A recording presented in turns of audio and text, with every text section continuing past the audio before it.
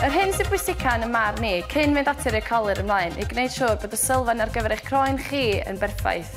Heddiw yma, dwi am ddangos i chi sut rhoi foundation, concealer a powdr ymlaen yn gywir.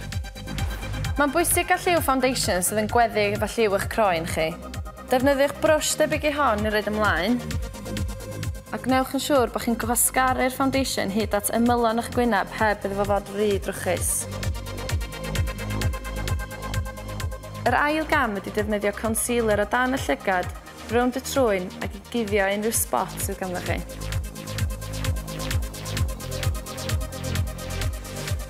Ac yn ola, powdwr man di-liw dros y cyfan i gadw'r colir yn ei le.